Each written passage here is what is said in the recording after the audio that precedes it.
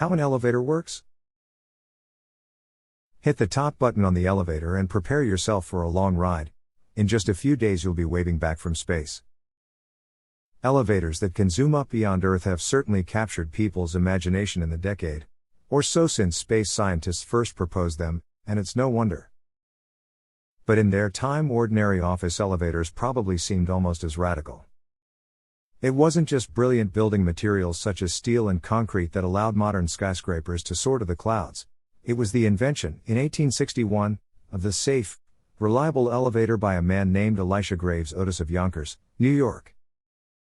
Otis literally changed the face of the earth by developing a machine he humbly called an improvement in hoisting apparatus, which allowed cities to expand vertically as well as horizontally.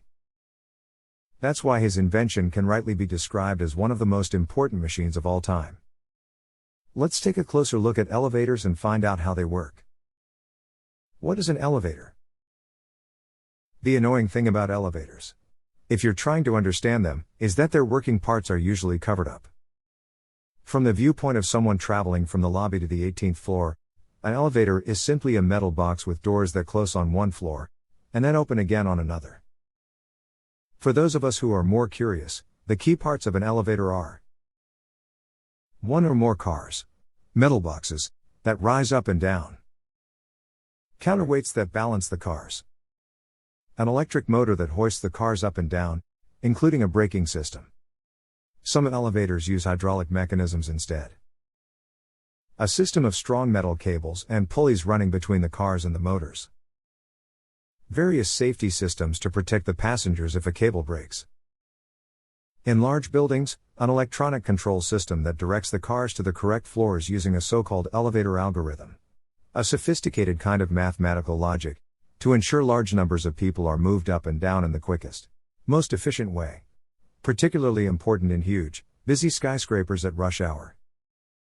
Intelligent systems are programmed to carry many more people upward than downward, at the beginning of the day, and the reverse, at the end of the day. A modern steel and glass elevator.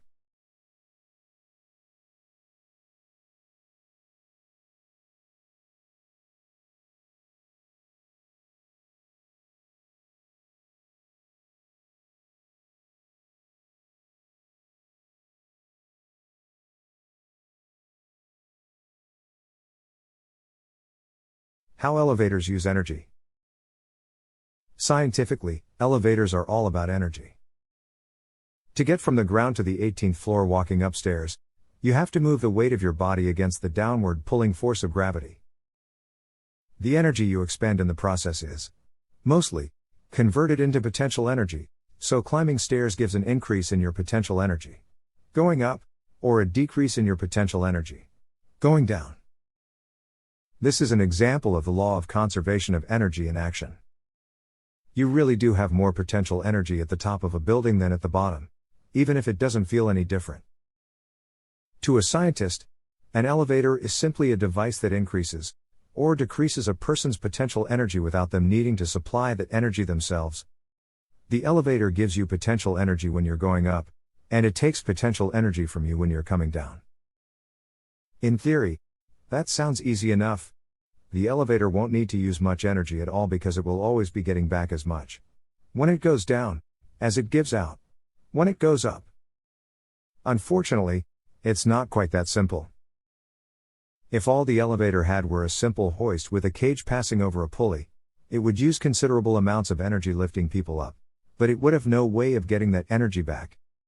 The energy would simply be lost to friction in the cables and brakes, disappearing into the air as waste heat, when the people came back down. The counterweight. In practice, elevators work in a slightly different way from simple hoists. The elevator car is balanced by a heavy counterweight that weighs roughly the same amount as the car when it's loaded half full. In other words, the weight of the car itself plus 40 to 50% of the total weight it can carry. When the elevator goes up, the counterweight goes down, and vice versa, which helps us in 4 ways. The counterweight makes it easier for the motor to raise and lower the car, just as sitting on a seesaw makes it much easier to lift someone's weight compared to lifting them in your arms. Thanks to the counterweight, the motor needs to use much less force to move the car either up or down. Assuming the car and its contents weigh more than the counterweight, all the motor has to lift is the difference in weight between the two and supply a bit of extra force to overcome friction in the pulleys, and so on. Since less force is involved, there's less strain on the cables, which makes the elevator a little bit safer. The counterweight reduces the amount of energy the motor needs to use. This is intuitively obvious to anyone who's ever sat on a seesaw. Assuming the seesaw is properly balanced, you can bob up and down any number of times without ever really getting tired. Quite different from lifting someone in your arms, which tires you very quickly. This point also follows from the first one. If the motor is using less force to move the car the same distance, it's doing less work against the force of gravity.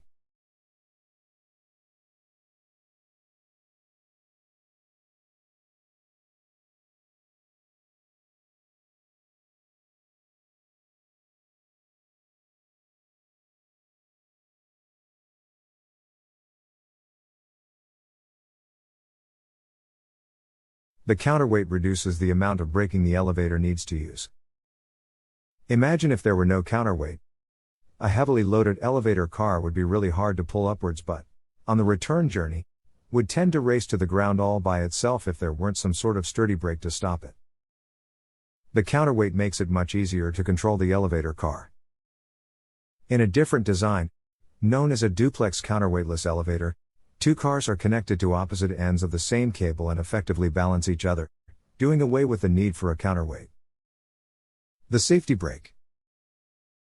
Everyone who's ever traveled in an escalator has had the same thought.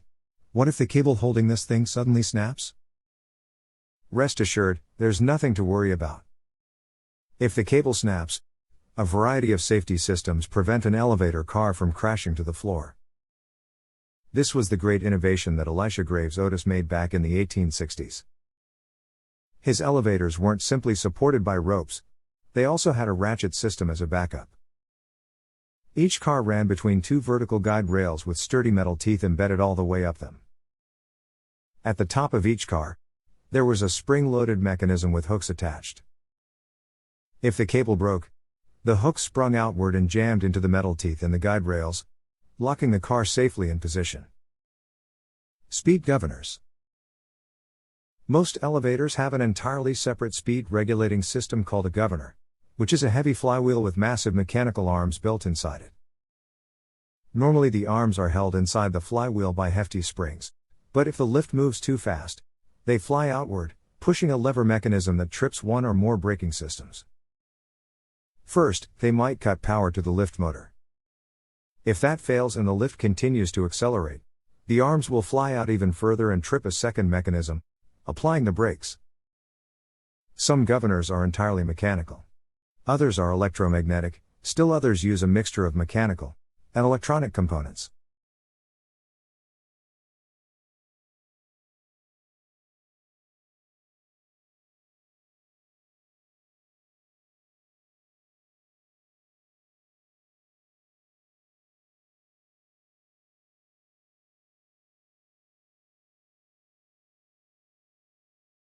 Other safety systems. Modern elevators have multiple safety systems. Like the cables on a suspension bridge, the cable in an elevator is made from many metal strands of wire rope twisted together, so a small failure of one part of the cable isn't, initially at least, going to cause any problems. Most elevators also have multiple, separate cables supporting each car, so the complete failure of one cable leaves others functioning in its place. Even if all the cables break, this system will still hold the car in place. Finally, if you've ever looked at a transparent glass elevator, you'll have noticed a giant hydraulic or gas spring buffer at the bottom to cushion against an impact, if the safety brake should somehow fail. Thanks to Elisha Graves Otis, and the many talented engineers who've followed in his footsteps, you're much safer inside an elevator than you are in a car. How much energy does an elevator use? If an elevator has to lift an elephant, weighing let's say 2,500 kilograms, a distance of maybe 20 meters into the air, it has to supply the elephant with 500,000 joules of extra potential energy. If it does the lift in 10 seconds, it has to work at a rate of 50,000 joules per second or 50,000 watts, which is about 20 times as much power as a typical electric toaster uses. Suppose the elevator is carrying elephants all day long. 10 hours, or 10 times 60, equals 600 minutes, or 10 times 60 times 60, equals 36,000 seconds, and lifting for half that time, 18,000 seconds. It would need a grand total of 18,000 times 50,000, equals 900 million joules. 900 megajoules, of energy, which is the same as 250 kilowatt hours in more familiar terms. In fact, the elevator wouldn't be 100% efficient. All the energy it took from the electricity supply wouldn't be completely converted into potential energy in rising elephants.